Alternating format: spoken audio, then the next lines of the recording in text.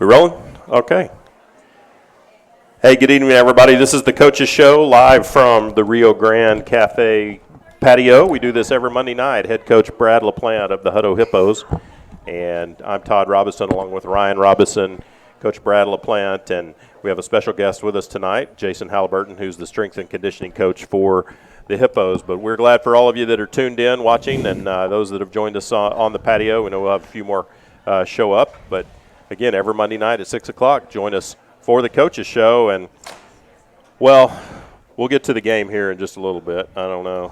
I'm going to try to delay as much as I can talking about what happened Friday night, but it's inevitable that we have to talk about it, right? Way fine. Yeah, we did. We're talking about football, Todd. We got to play football. Let's positive spin it here, man. That was positive. It was. The Hippos came up on the short end of a 55-14 score on Friday night in their opening game against College Station, and again one that we talked last week just about the whole craziness of COVID and what it's done to the football season and getting that launched. And anyway, we'll talk just a little bit about how that might have played into things in the game. I know you're a no excuse guy, but still, it was strange. It was strange. Everything about it was strange. It was. So, want to run down. So, this is interesting this year. This year, we have to give scores of different district teams than we're used to giving scores of. So, just a quick rundown of the of District 25 6A, because that's what the Hippos are this year.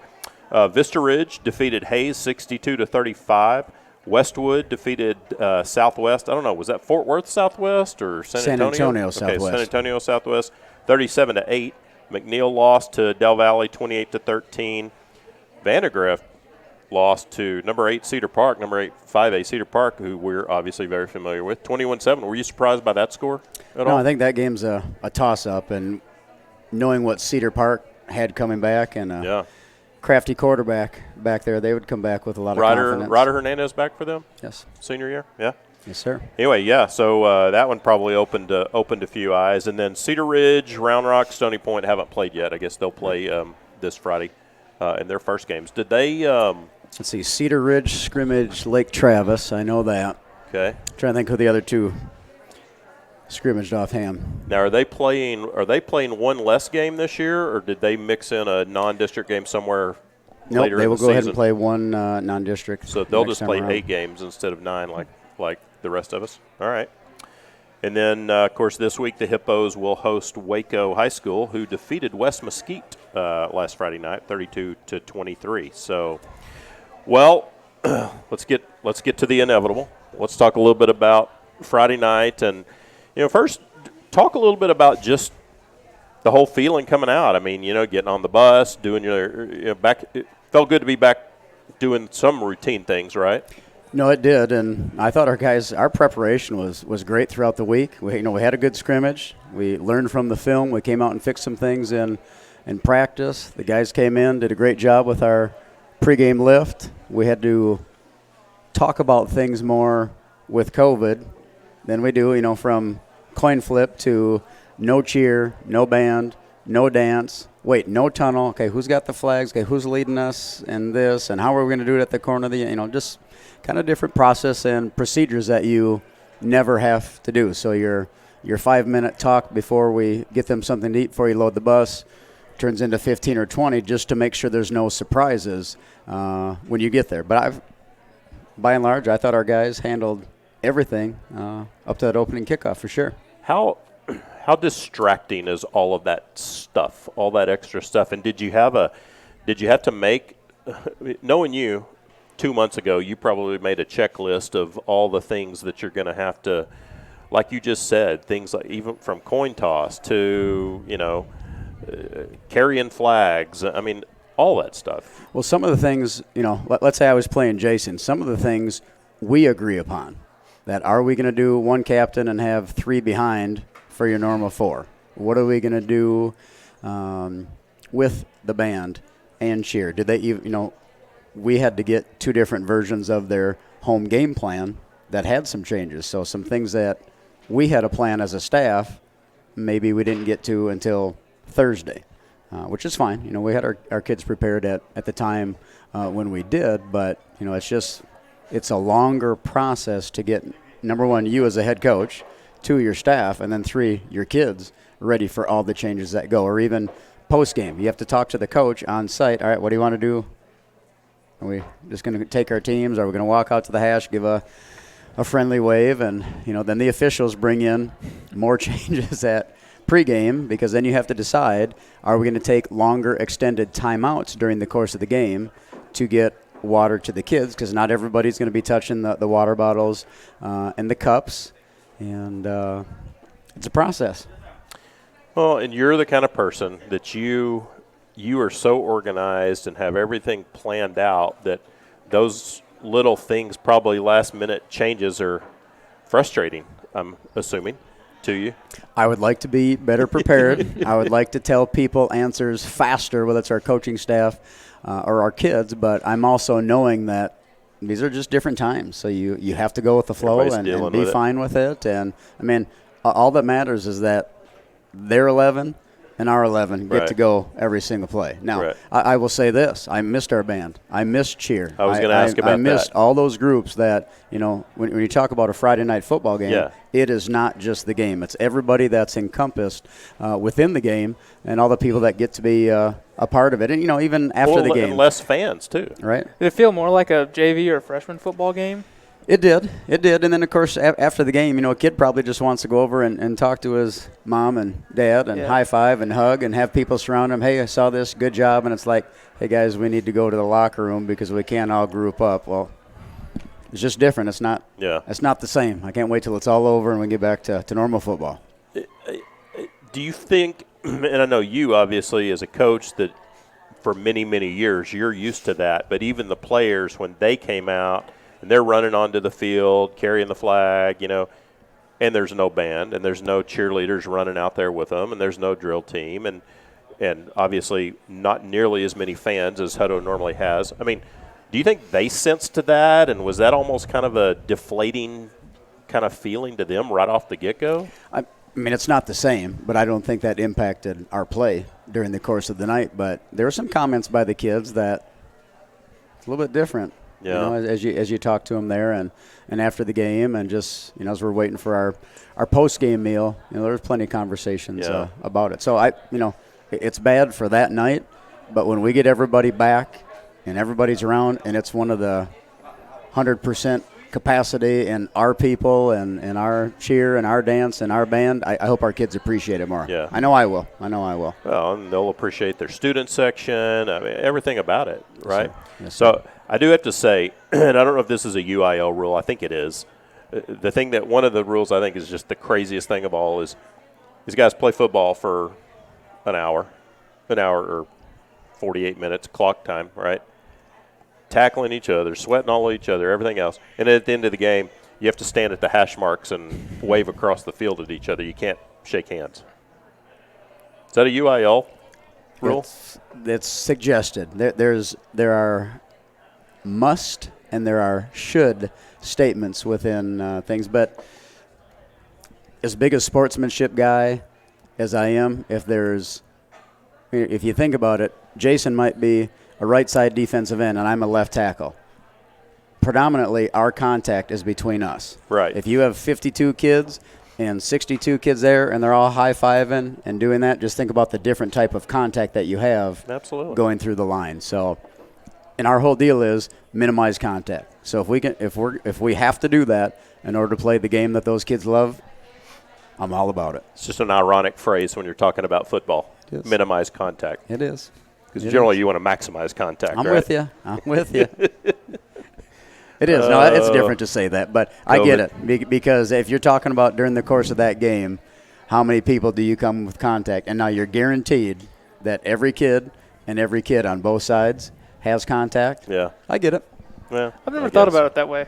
Yeah. Yeah, that you've got a couple different battles throughout the game that you're pretty much sticking to, and if you're handshaking after the game, you're touching everybody. You're right. That helps me a little bit. Yeah.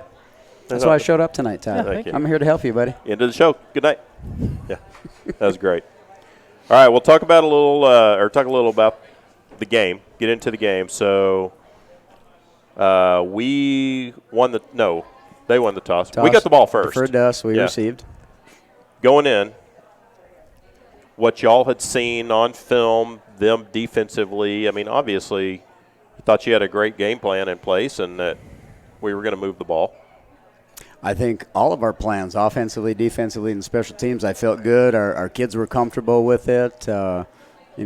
Scouting report tests and position tests on Friday were good. I thought our kids were, for the most part, loose, and they were ready. Pre-game was good. It was on point. Everybody was in their spot where they should be, and their mentality was spot on. And, it was just, it was a game of inches. And, and you sit there and say 55-14, you really got blown out. Well, you can take those two plays there that give them 14 and more time with the ball, and we don't have the ball, and now our defense is tired, and these two plays happen here to force them with the ball back. And, God, if we would have caught that ball here and made one more point over here to say I've got him and better communication, pretty soon you're 28 points into it by little things. It seemed like it happened so quick, too, and then it almost started to snowball. Is that something that's just from lack of experience, or having such a young team and being down just like that, and not knowing how long the game is and how much time you really have to come back?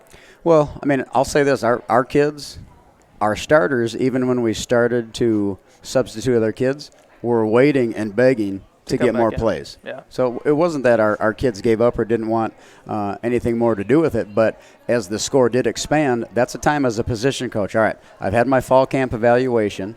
I didn't get spring ball evaluation. We don't tackle to the ground every day in practice. We've had a scrimmage and a few other days. Get those guys meaningful downs, and let's get a true bead on what it's going to be. And, of course, we always say, and true to form, that we don't care what the score is. Right. Keep playing. We should never be able to see by your body language, your stance, your effort, what the score is, up or down.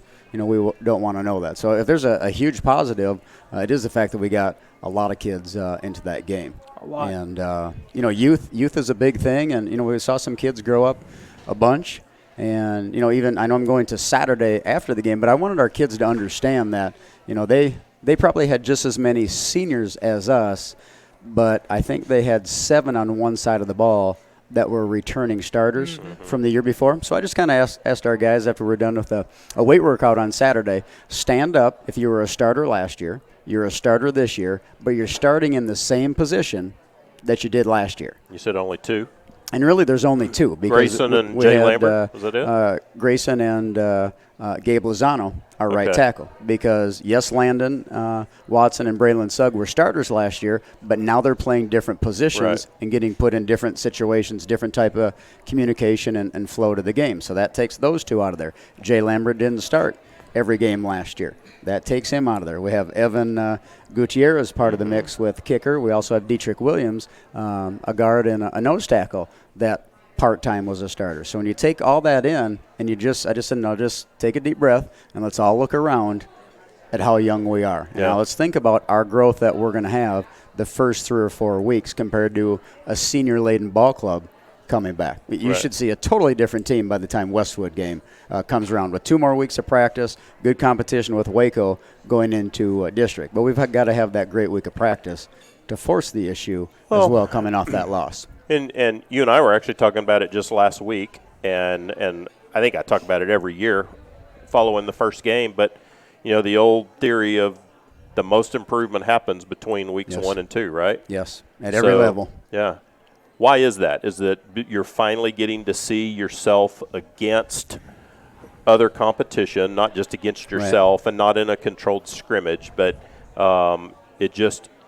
you really have true stuff you can look at on film and build on. Well, and our practice is important, and our coaches do a great job. They're up there hours a day, tagging that film, putting comments, drawing arrows, drawing lines, putting their comment boxes, doing all that for the guys to look at home, and then we go through that over the meeting. But, let's say I'm a defensive back and Jason is a wide receiver. We're going against and doing the same thing over and over and over. Sure. I know Jason's mannerisms. Right. He knows mine. If I'm a DB, I'm probably peeking over looking at the hand signals. I probably know them already, even though I'm not supposed to, as a high school kid Right. will do that, okay, we need somebody else to get physical with, to line up against, to use our communication against, just to see what the differences are and to see, okay, how are you going to react Friday Night Lights? Because let's face it, there's a bunch of sophomores out there that hadn't played in that type of atmosphere. And when your coaching staff is split up, so you've got 2 freshman teams gone, half your coaching staff there, you got JV at the other location, and now all of a sudden you have, 20 coaches. When you bring in your middle school coaches, you bring in the team chaplain, you got the radio guys around. It's just so different with that game prep, what you can do with all the grouping by the coaches and the planning through that first game. So, and of course, this is a first road game. Hour and a half bus ride for some of these kids Friday night. There's just so much newness that, now, don't get me wrong, we're disappointed in how we played. Sure. But we understand and know what to attack. And our kids understand, too. They know by watching film, Coach, I should have been here. I don't know why I was over there.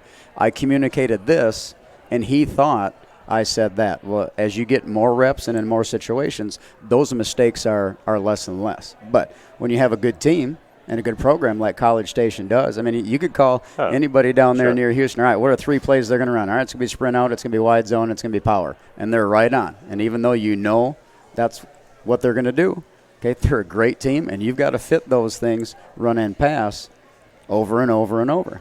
I'll tell you, I think they had done a good job of scouting us too, because their coach's box was right next to where we were doing radio, right? And you know how sometimes there's the glass windows like you and I used to have all the time, and this one was a solid wall. And even with our headphones on, calling the game, we could hear their coaches like they were standing right next to us. They knew so many times, they knew what play you were about to run. Right. Yeah, I mean, we could hear them calling down, hey, this is going to be a pass over the middle. Hey, they're gonna run right on the. It's like, how do they know? But they knew. I don't know if they just had done a great job scouting, but yeah, they had some knowledge of, or at least some smart predictors. Good cameras over on the hand signals, maybe, huh? I don't know. We'll see. Never know. Maybe. Yeah. I don't know. Anyway. It's probably because all these broadcasters put our film on live television on YouTube and stuff all the time. Because if you watch the replay of our game, it's so crisp. It's like HD quality, like 4D quality game. Yeah. So game gets started. You kind of fall behind a little bit. You know, and I think one of the things, too, is, man, in that first half, it was like a field position game, too. It's like every possession that College Station started was – at our 35, at our 40, at our 30. It's like they had short fields to work with. What do we have, 3 straight 3-and-outs? 4. 4? Okay, thank you. That's a good reminder. So. You could have just said yes, but that's all right. So then we have – so in fact, yeah, you did have 3 straight. We have and then 4. Before the 4. 3 shank punts. Okay? We never flipped the field to give our defense any chance to make them drive the field. And if you go back to the statistics, never once did they – drive the field for 60 or 70 yards. Now, they had big plays that scored, but not a drive. Right. So everybody's going to look at, God, you gave up 55 points. Well, there's a lot that goes into 55 points, and it certainly isn't, just the defense. It's the offense taking care of the ball, keeping them off the field, running the clock. It's the special teams game, whether it's punting or the return game or cover game, that all goes into, that end result. But I think there are probably 3 plays that really hurt and broke it open early, where we had one off the fingertips that if we catch that one, that helps. After we finally punt the ball and flip the field and get it down to, I don't know if it was their 36 or where it was, and then they go gone. We don't fit correctly on the run, and a safety doesn't make the tackle at 8 or 9 yards that would prevent that long run. That kind of broke our kids a little bit, I think, their spirit that, okay, all right, here we go. We're on the sideline, finally confident. Here we go. We finally flipped the field. We got that punt. Let's play a little defense, and bam, that happens. So that was after we made it 21-7, right? Yes. And then 28-7. That's what it went to. Yeah, stretched it right back out again, and it's like, oh man, what? I always think it's interesting that you'll go a number of 3-and-outs, for instance. And then all of a sudden you have a drive that, like, everything's clicking.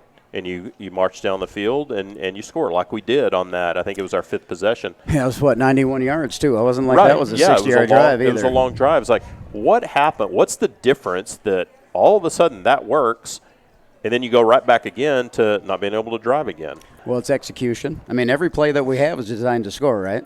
Mm-hmm. If everybody does right, every play is designed to score. So whether it's a wide receiver lining up 3 yards too close to the quarterback and we're trying to get a high-low read on the safety, and he should be out by the numbers, and that widens our splits and makes a faster read for the quarterback, to if the O-line would block for 0.27 seconds longer and he doesn't scramble, or now his eyes catch somebody and scrambles when he doesn't have to, or a simple drop pass, or I thought I saw that signal and I ran a different route, or I ran the right route and it was supposed to be at X yards and I ran it 3 yards short, to a new tailback getting used to an offensive line and where all the cuts are against us. And, of course, we run a 3 front.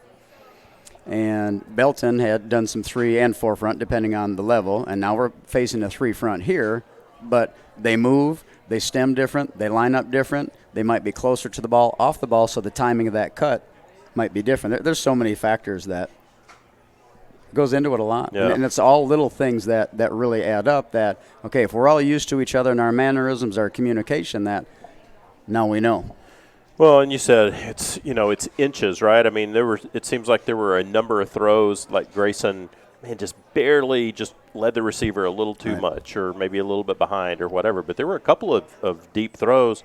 Obviously we've seen Grayson make those throws over and over, and our guys catch them and take them to the house. And, is it just a little bit of is there still some chemistry that needs to work out, or just the timing was off a little bit? We were saying, there was no flags, and Ryan and I kept asking Bryce, is the wind blowing down there? Because it just seemed like, Bryce's like, no, it's just uphill and downhill. It's like, but yeah, it just seems like there were a few times that, don't know if he hurried his throws. I mean, if it's 1, 2, 3, he takes his hitch and lets the ball out.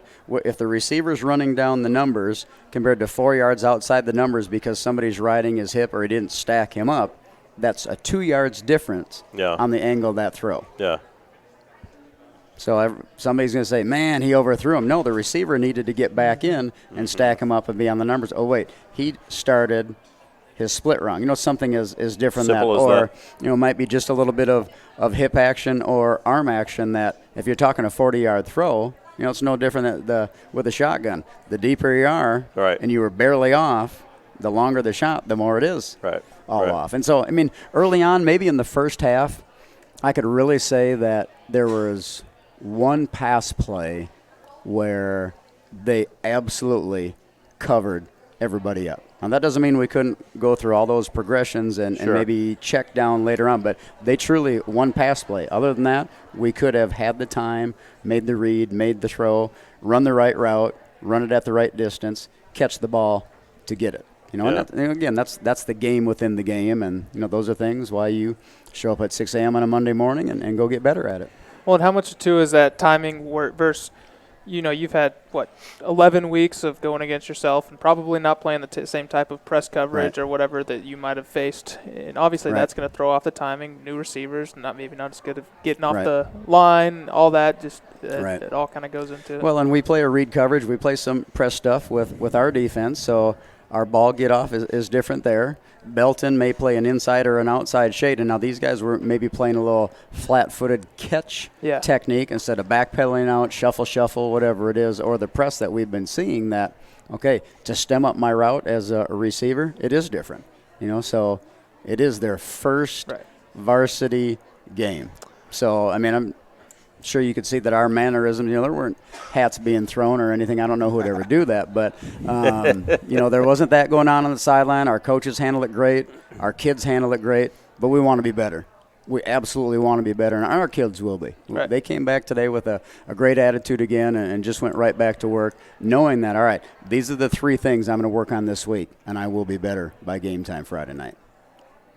Hey, there's a lot of teams that have started off 0-1 that have had great seasons, right? If you want to judge yourself by one game, go ahead. That's why you play a bunch of them. We want to know how good we get each individual kid, the offense and defense, and the entire team by the end of that regular season. That's the whole judgment of our coaching staff. Everybody may want to judge it on record, but they've never been through that process. So I know College Station, they had a limit on 4 coaches could be in the press box. Right.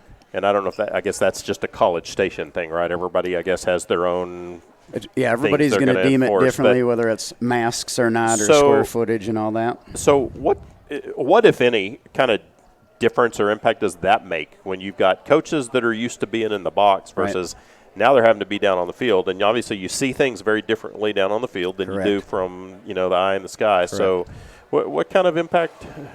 Well, you have 3 less people to communicate up in the box. And, some boxes like, Bastrop, where you have the lower tier, middle tier, upper tier. You and I toured that recently. Yeah.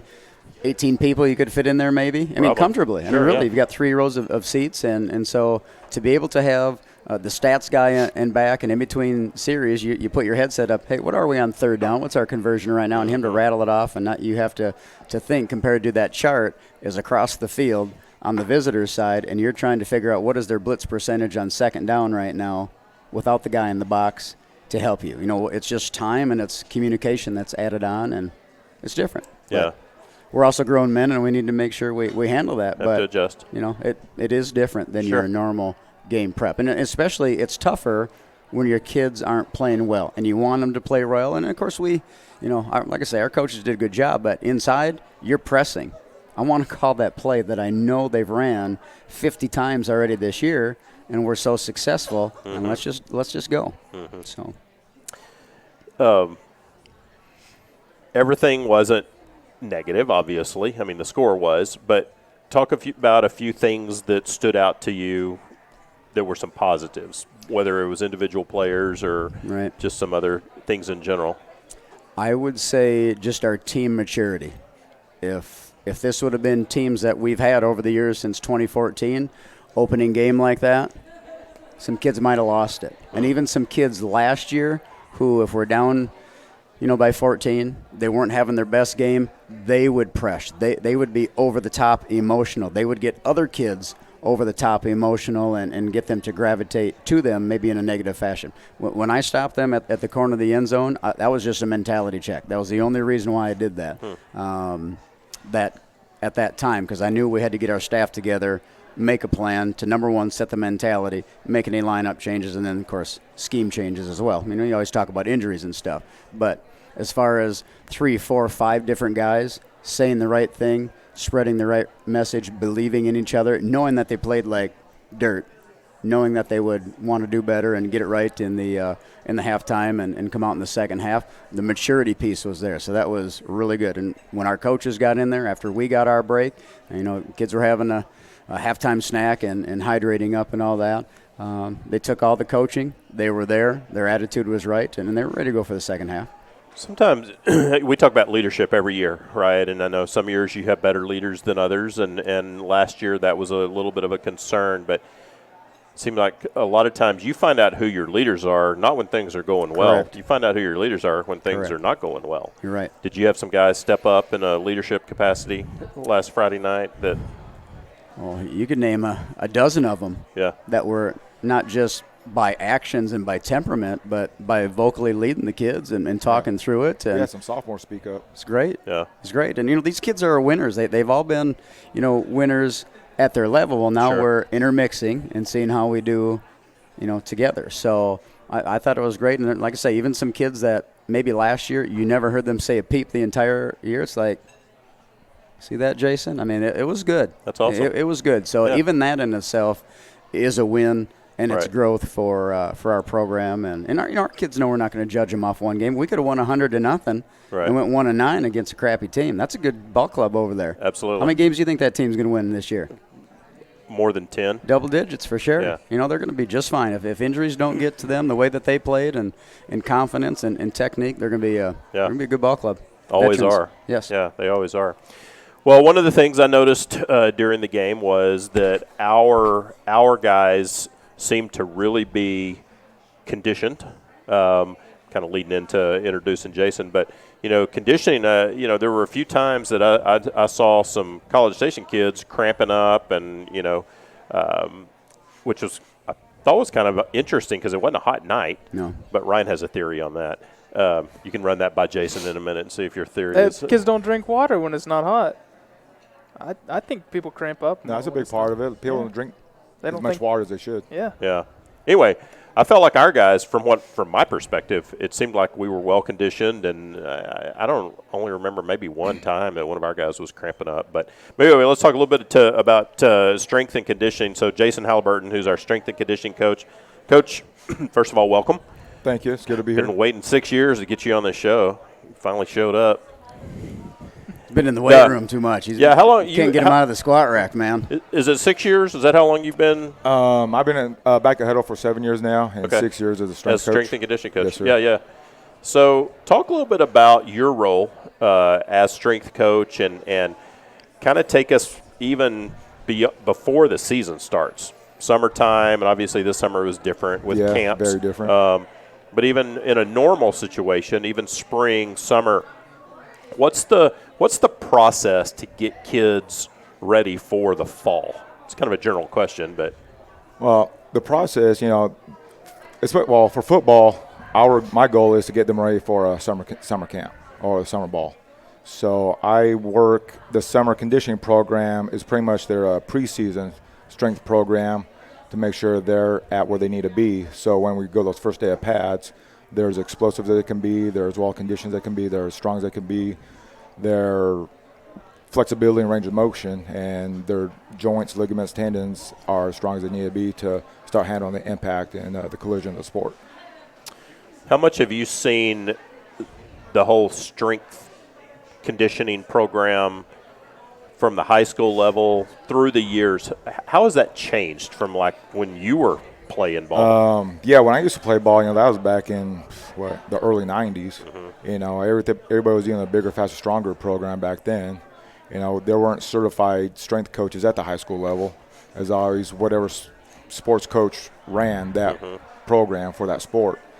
But with the evolution of this, you got more certified strength coaches at the high school level that are certified and educated within the field of kinesiology, strength and conditioning, that it's really eliminated a lot of the unnecessary injuries that happen in the weight room, whether it being pushing a cue too hard and they blow a knee out, pull a hamstring, they get rhabdomyosin, which is fatal for some kids.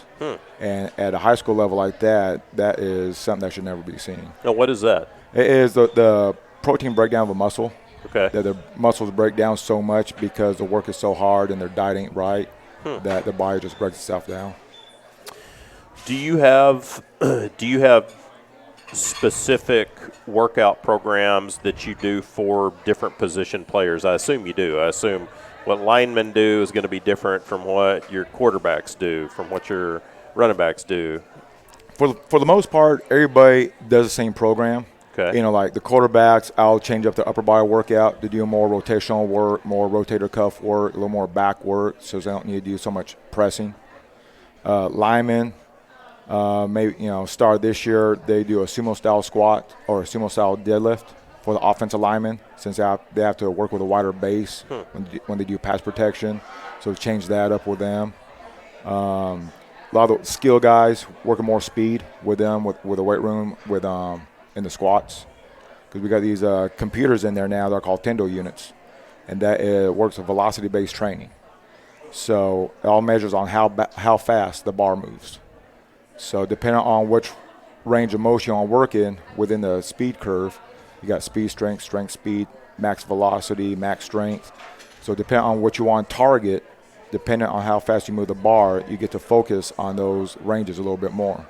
So one thing we're really implementing this year are those Tendo units in there, not only to make sure that bar is moving fast like it should be and where it should be, but to get the more kids more involved in the lifting, and they get that instant feedback so they know exactly, is the bar am I moving the bar fast where it should be? And yes, that bar is moving fast, but it's actually moving too fast, so we can add on more weight so this way they're moving the proper amount of weight for that Interesting. zone, rather than just saying 70%. Yeah. But you're moving it faster than that, so actually we could go a little more weight Yeah, so because you're not really being- feeling it. You're not. Basically, you're not stressing enough. You need to. Exactly. Right. Interesting. Because he could throw 315 on the squat rack, and we can both do it. But he might say 0.75, I might say 0.45, and then we adjust our next weight. Did you Right. say we, as in y'all? Yeah, two? I that's think I what he went meant. over here, didn't I? Okay. Did I go Yeah, over here? yeah, I'm- yeah. Well, you'd be at 405, not 315, Todd. Right. Yeah, we got that. We're good. We'd be. I Ryan thought would you be- were lowballing him a little bit. Yeah. So it seems like back in the day it was all about just making guys strong and beefing them up. Yeah, And now it's about pretty much it's like a combination of powerlifting workout and bodybuilding workout. But now it's about explosiveness, right? Yes, I mean, sir. is that the term that y'all use? I don't know. Yeah, Seems like being explosive, moving fast, Yeah. getting from point A to point B with a ball, or you're running as quick as possible. It's not always about the strongest guy anymore. No, it's not, because you could be the strongest guy, but you also be the slowest too. Slow, right. So you need that balance of the strength and the speed, or else you just get beat every play. How do you, when you're at a game, you're on the sidelines and you're watching our guys, but then you see the kids on the other team.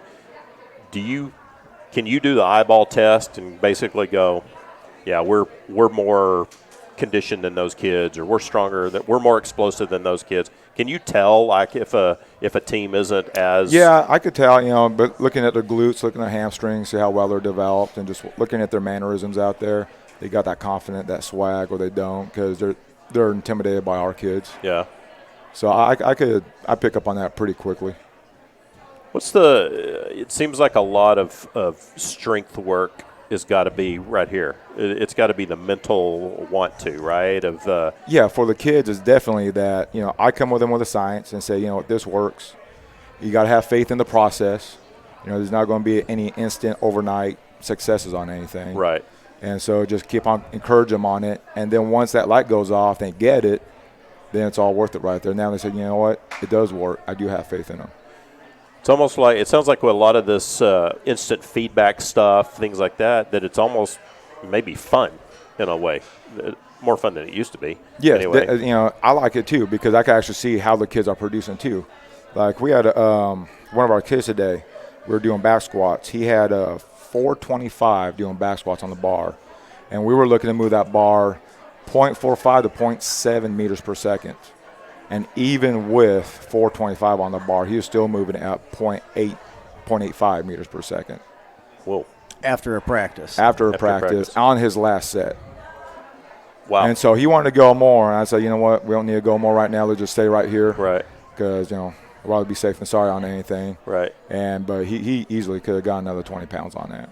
How fun is it when those kids are gathered in the locker room or in the weight room and they're working out and they're cheering each other on, and there's probably something to be said about that, right? Getting that adrenaline rush from your buddies really pressing you. Oh, yeah, it is. They get to show off for their friends and their teammates and everything, because when they go out on the field and battle, that's what it comes down to at that point.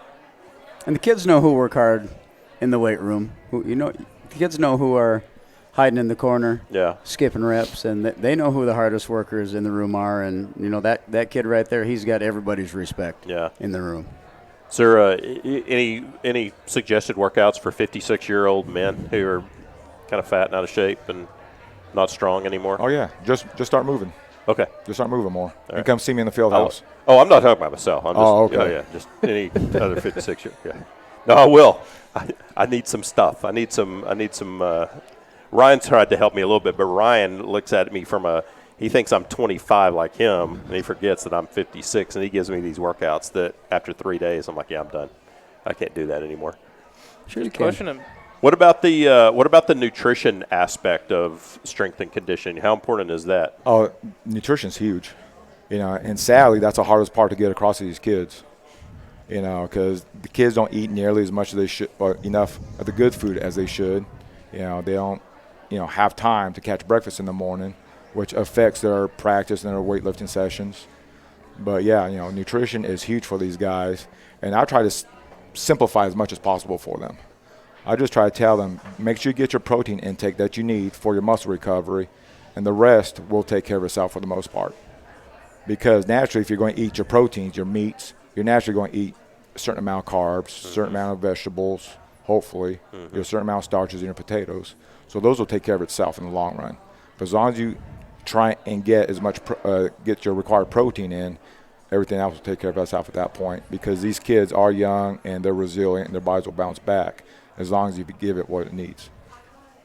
So to me, it's fascinating, the whole strength thing and how far that's come and how much it's changed, the speed, the explosiveness part of it all. And, it seems like another thing that's changed is a few years ago, it was probably unheard of to lift on a game day, right? Yes. But now we do that, right? I mean, we lift right before a game. Well, we do. Yeah. Sounds like you're not. No, I'm in my mind. It's the royal we. Yeah. In my mind, But you're one of us. You're. It's a virtual. It's a virtual world we live in now. So I virtually work out. Yeah. Is this year 3 that we've been doing it? Yes, sir. Yeah. So what was the thought behind that? Behind deciding to do that? Just doing the reading and the research on it. It's a real great way for them to wake up their central nervous system after they've been sitting in class for all day. The hips get tight, the back gets tight. They come to the field house, they got this built-up energy, and had to find a way to try and channel it. And then on top of that, again, you wake up the central nervous system, which once we start doing our pregame stuff, it's already been activated. So it's not like we have to activate it 90 minutes before the kickoff. We do it 3 hours before the kickoff, so it gives them time to recover from it. Okay. And so, we do either some sort of Olympic lift for the explosive stuff, either clean snatch, or we go outside and do a bunch of med ball throws. If it's nice and sunny outside, we'll go out there, change it up for them. Upper body wise, when you get some presses in, get that back, get some core work in, and then they always like to end with some curls for the biceps. So get those mirror muscles going for them. When you decided to do that 3 years ago, were the kids a little like, what? Yeah, they were a little skeptical about it at yeah. first. Saying, "Oh, it's going to make me too tired." Just how talent, as well as conditioned as we are, it was like, this is just going to make you better. And it took the first 2 games for us doing it for them to really buy in, and it made them feel really bit better. Took the inert edge off of them. Yeah. And they just really flew around a whole lot more. And now it's Liberty Hill game routine. right here. Yeah. Was that second game where I think our guys believe that conditioning paid off. What we do the whole year. But then the extra on game day, I think the overtime right game. there, Yeah. they bought in. Yeah. Got them. And now it's just part of game day for they look them. forward to it now. Yeah. What about road games? Do you get a lift in? Don't change before you get on the bus? As soon as we get them out of school, they got about 15 minutes to change into our stuff. We get the lift, and they get immediate food right afterwards, whether it's home or away. Keep that routine going so their body can feel normal and all that. The same amount of time pregame. You just back it up based on we when try you to, travel. because you can't take them out of class, right, and do some of that sort of stuff. Plus, it depends on the length of the road trip, of course. Different if we're just going to Round Rock compared to College Station. But we try to keep it normal for them. But no matter what, we all feel. What do you feel like when you've been sitting down for a couple hours in your chair and desk and at your computer? That's what they're doing in class. So to get them woken up and get them move around, it's been good. Yeah. Do you think most programs are kind of moving that direction, or do you think we're unique in that? There's a small handful that I know of do it. Again, those other programs that do have a certified strength coach on staff because they know the science behind it. Yeah. But I think it's going to start become more of a ritual or a pregame deal that goes on the way the more it gets out there. So this might be I don't know if I'm touching on a sensitive subject or not, but obviously there's a lot of personal trainers, personal workout coaches out there now. Yes. Do you run into situations on occasion where what your philosophy is might be different from what a personal strength or conditioning coach is that somebody has, and does it ever come into conflict with what you feel is best? No, luckily I hadn't had to lock horns with anybody in that situation. We don't have any kids that go to a trainer outside of here and then come back and say, well, my trainer said this. Right. I haven't had any of those situations. Good. So I'm really lucky on that part. Okay. But even if they do have a different philosophy or they're doing different things because their weight room set up or their setup is different, the biggest thing that we got to make sure is that we're not doing something in our space and they're going in and keep on repeating it over there, and you have that muscle That it's breakdown. over, that you're overdoing You gotta it. get Right. That's the overuse biggest thing injuries. with young kids. You can't be doing that to kids. So, Right. but a lot of that is up to the kid, because the kid is choosing to go, and so Yeah. he's got to be smart enough to say, all right, here's what we did in our weight room yesterday. What should we be doing today? Well, if you're Yeah. going to continue to just hammer that over and over, that's when you have those injuries and stuff. Do you have them kind of keep you updated, or do you know which kids are doing outside conditioning with personal trainers and kind of keep a list and tabs on that, or you just kind of trust them? We know who's doing it, and Jason and his job, he's never going to build a wall Right. and sit there and say, don't you dare go train with anybody else. That's the athlete's choice. Absolutely. But we want to do it right, and we want to enhance that. But it would just because- probably help you to know so that you can Yeah, for the make sure most part kid that I is- know of, our kids only go and do like skill-specific stuff with them. Okay. I haven't heard of any kids that tell me that they do a outside weight room session outside of the high school. Right. So the only training that I know they get is running, conditioning works, certain sport-specific skill Right. work Yeah. that I know of. Well, I know the role that you play is tremendously vital, and I know it is to Brad and all the other coaches. And all obviously, sports, yes. it's not just football, right? It's All sports, all 14 sports that we have at high school and I think And the middle schools, and middle school. Right. Yes. and soon to be the 9th grade center. that's right. Yeah. Barry Chiweedy's a big boy. Place is getting bigger.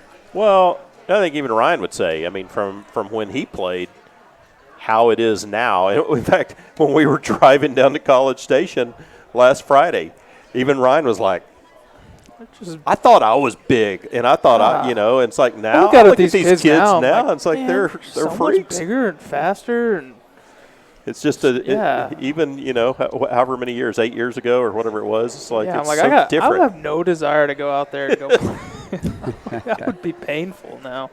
But Yeah. I'm just telling you, we're lucky to have this Absolutely, position, yes. and him specifically in our district, that our district cares so much about our athletes, and the fact that we're building them from the base up to the summer, and then Yeah. they go right back to the middle schools, and they take that and they extend it, and by the time they come back as a freshman, if the kid pays attention, wants to do it, and our coaches are doing his program design, I mean, you can tell when somebody new comes into our program, or they've built themselves up 7th and 8th grade at HMS, FMS, and comes to us. There's a distinct difference in what our kids coming through our system Right. can do. It's awesome to see. Well, and I'm sure kids that transfer in from other programs that haven't had that are probably their eyes probably get pretty wide. Right. So Yeah, 'cause we got those middle school kids that they really apply themselves. So as a freshman, when they come in, when you see them, say, go against a sophomore that comes from another district, they're so far ahead of them, Yeah. just skill-wise in the weight room. Right. They know the technique. They know more body awareness that's going on within themselves. well, and other teams in every sport, but especially we're talking football right now. But other teams, they can tell.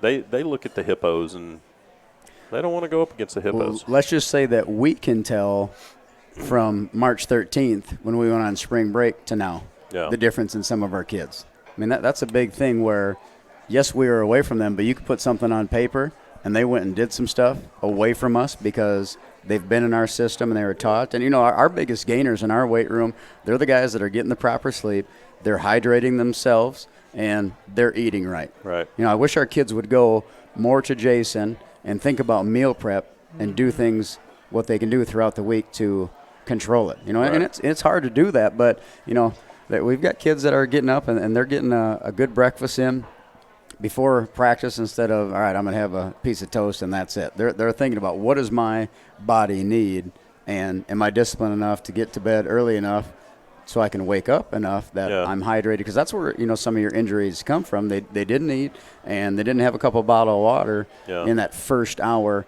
of the day to get ready for that hour and a half practice, followed by the weightlifting session. Well, that's just maturity, right? I mean, that's the kids that do that. That's maturity. Right. Yeah, it doesn't matter if they're a 10th grader or a 12th grader. It's all about Right. maturity, not age or grade level. It's, are Exactly. you mature enough to take care of your body and maximize the gains Right. that you can do? And the more that do it, the more the others begin to do Correct. it. It's just that leadership thing. Correct. And so, well, we're thankful that you're here. Thanks I'm for glad to be here. Yeah, It's good to be 6 back. years from now, we'll have you back on the show again. Since you waited 6 years. So. Okay. Okay. I'll have some new information for you No, by no, then. no. Yeah, we'll have you sooner than that because things will change, I'm sure. It'll be interesting to see, like in 5, 6 years from now, what will be the new thing that they've discovered in terms of strength and conditioning and working out and. Well, that's why he does his clinic every year, because he may put on the clinic and have to run the show, but you can't tell me there's been a year that you don't take something from those speakers. Oh, no, I always and pull something implement from it in. somebody. Yeah. It's awesome. Twist it up a little bit, make it my own. Right. Yeah. And that's something he could just sit in that weight room, do the same thing over and over and over. But there's always something new that he's trying to do for our staff, for our Right. kids. He's bringing speakers here. In January and February is kind of your time frame when you do your clinic. This year will be the 6th annual Hutto Sports Performance Clinic. It'll be the last Friday of January this year. Maybe you need to have one not for 56-year-old men, but maybe you need to have one for parents that have a clinic that teaches them about the things that you're teaching their kids. I don't know. Maybe that would help in terms of the nutrition part. We will have some different things this year, football related, and also like the hippos and heels sort of stuff, but Okay. also that we can incorporate for all groups when you finally kick COVID to the curb and say, let's go back to normal and do this stuff Let's do it. It'll be fun. tomorrow. Hippos and heels. That'll be fun. Yeah. I know we've talked about that for a couple of years. I look forward to that. We have. Yeah. All right, let's talk quickly about Waco. The Waco Lions played West Mesquite, which is funny. That's who we'd played the last 2 years as our first game of the year. So Waco played West Mesquite and beat them 32-23.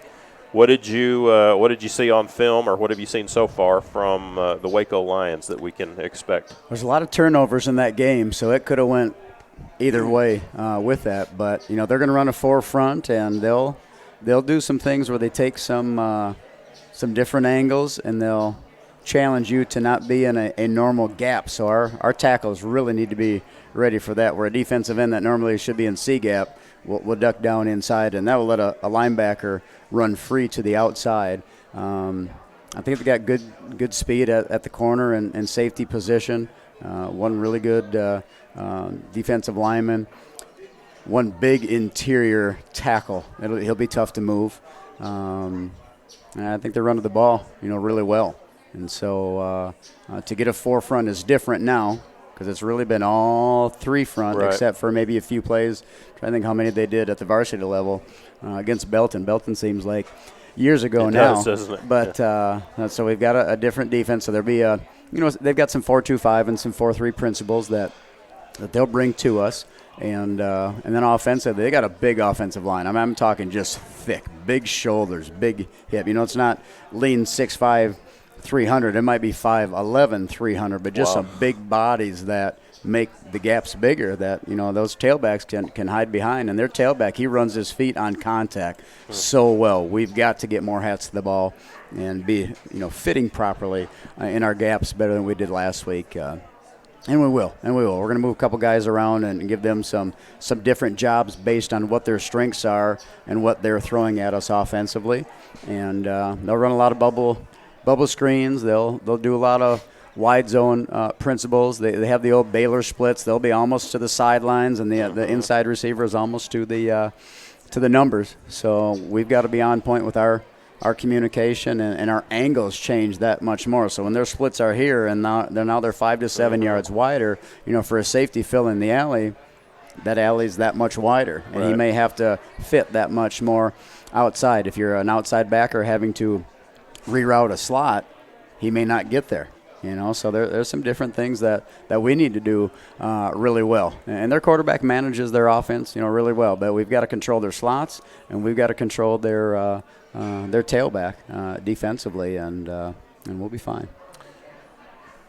How did the first game of moving Landon and Braylon from end to linebacker, what was your evaluation of that? All right, I think it was fine, and I think as we evaluate what our defense is going to be, it's what can those other kids do.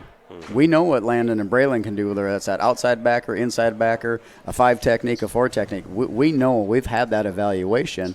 Now it's, all right, what are those other 5 and 6 down linemen, the other outside backers or guys that we're moving around inside and different things at different positions, and what can they do? So that's what this, the whole fall camp was about, and also the first couple games. So, our team, maybe out of any in 25 6A, we really could have used those 3. I mean, we could have, without spring ball, the 2 scrimmages and the 3 non-district games going into Westwood, out of all the teams, we needed that. Of course, we don't have that, and we're going to take the time that we have, but that really would have been beneficial for us to get all those contact days with opponents.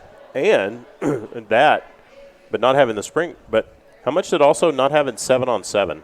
You kind of come to rely on that a little bit for your skill guys, don't you? I mean, with those, the relationship with the quarterback and receivers is good for our man coverage, for backers and safeties and corners.